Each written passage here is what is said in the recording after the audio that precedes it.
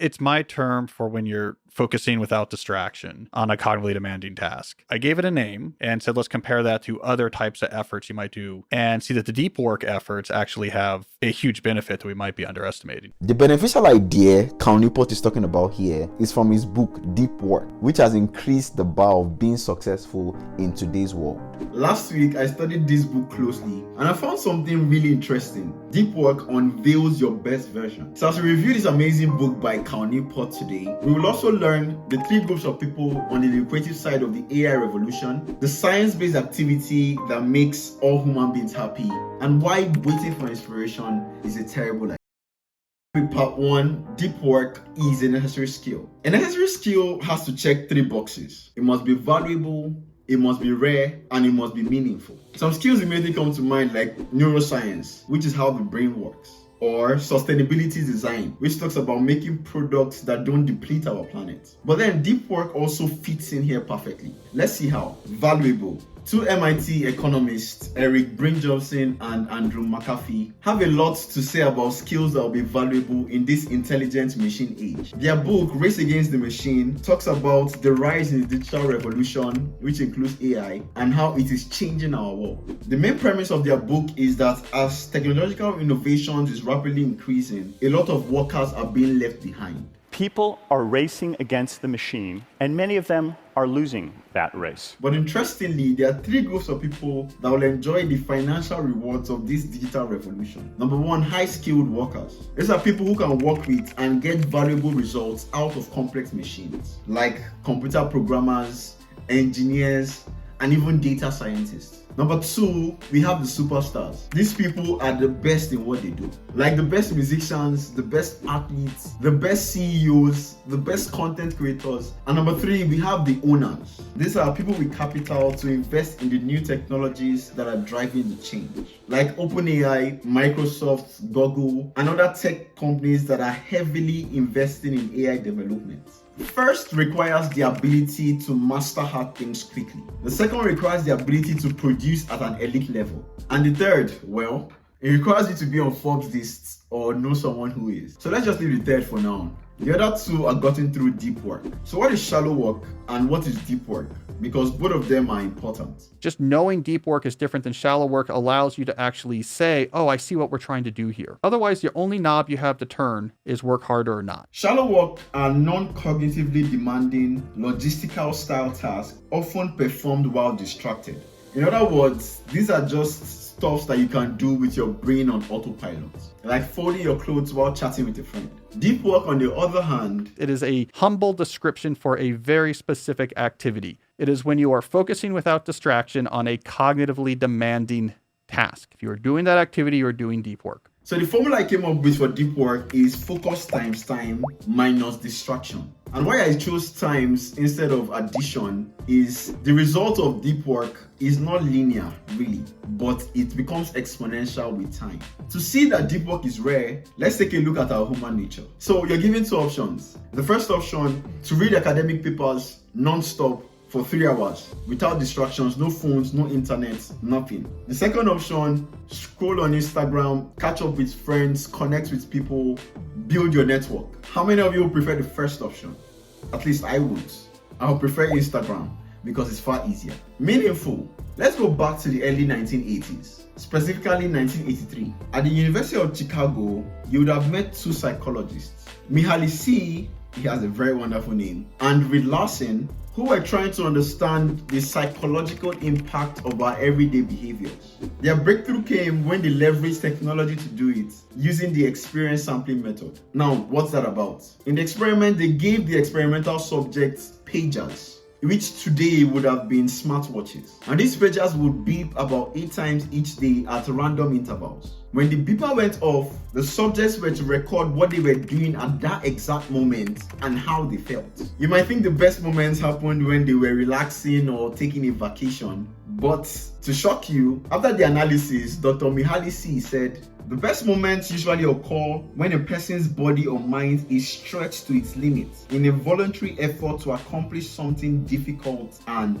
worthwhile. And this is exactly what happens when you are engaged in deep work. But wait a minute, everyone won't do deep work the same way though. There's a type of deep work philosophy that fits you perfectly based on your unique situation, like your job, your family responsibilities, your lifestyle, even the phase of life that you're in. Let's talk about deep work philosophies. There are 4 of them: monistic, bimodal, rhythmic, and journalistic. You might need to experiment to see which works best for you. First up, monistic deep work philosophy. Donald Knuth, a Stanford professor emeritus, stopped using an email address 33 years ago. Now let's jump on my screen to find out why. We're looking at his homepage. Let's go to the frequently asked question. Oh, beautiful. When did you stop using email? Let's see what he wrote here. Email, let's drop the hyphen. I've been a happy man ever since January 1st, 1990, when I no longer had an email address. I'd used email since about 1975, and it seems to me that 15 years of email is plenty for one lifetime. Email is a wonderful thing for people whose role in life is to be on top of things, but not for me. My role is to be on the bottom of things. What I do takes long hours of studying and uninterruptible concentration. I try to learn certain areas of computer science exhaustively, then I try to digest that knowledge into a form that is accessible to people who don't have time for such study. This philosophy attempts to maximize deep efforts by eliminating or radically minimizing shallow obligations. Number 2, bimodal deep work philosophy. Bill Gates, during his time as Microsoft CEO, had his think weeks. Twice a year for 1 week, he would retreat to a cabin with a stack of papers and books. His goal was to think deeply without distraction about the big issues relevant to Microsoft. This bimodal philosophy asks that you divide your time, dedicating some clearly defined stretches to deep pursuits and leaving the rest open to everything else. Now, can we divide your time in this video into unsubscribed and subscribed? So you can hit the subscribe button below now so that you can continue watching as a subscriber, or hit the like button if you've already subscribed. Thank you. Number 3, rhythmic deep work philosophy. The comic legend Jerry Seinfeld was once asked how to write better jokes by an upcoming comic. His response was life-changing. He said the way to be a better comic is to create better jokes. And the way to create better jokes is to write every day. I keep a calendar on my wall. Every day, I write jokes and I cross out the dates with a big red X. After a few days, you have a chain. Your only job next is to not break the chain. This philosophy argues that the easiest way to consistently start deep work sessions is to transform them into a simple regular habit. Now, this is the philosophy that I adopted. And finally, journalistic deep work philosophy. American journalist and author Walter Isaacson has written great biographies of some of my role models, like Benjamin Franklin, Albert Einstein, Steve Jobs, and this year he released Elon Musk.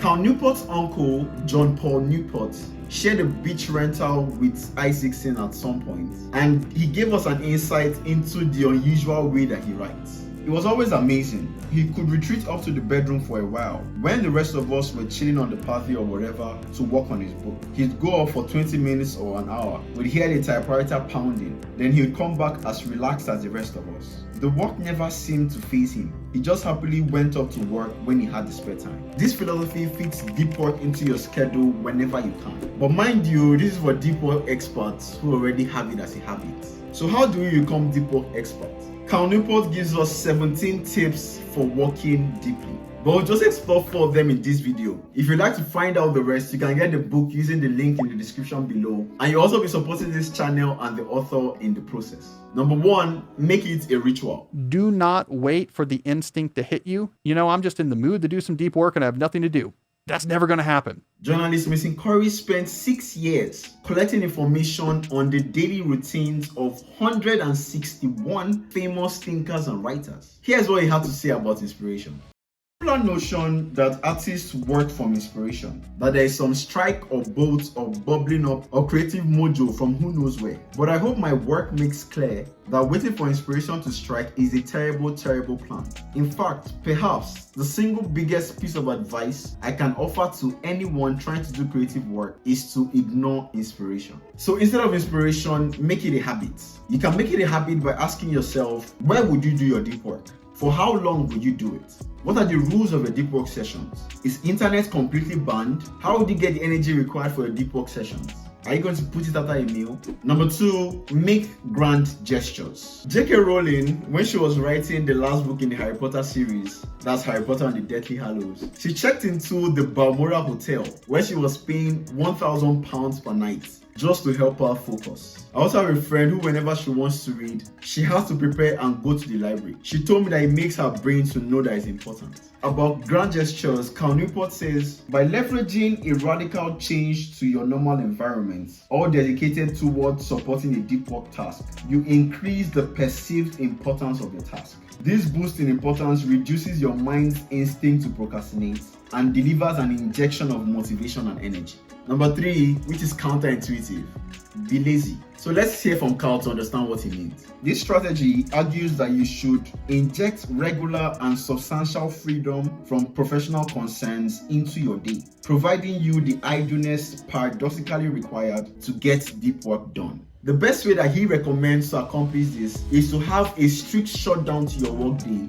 and have no considerations whatsoever for work till the next morning. Now, this is where I do not agree with him completely. So what are people who are working jobs or studying courses that are not really passionate about, and they are building businesses by the side that require deep work? Yes, by 5 p.m. for a usual 9 to 5 work, you can shut down your regular work-related issues, but you must switch on the business-related issues if it's going to be profitable someday.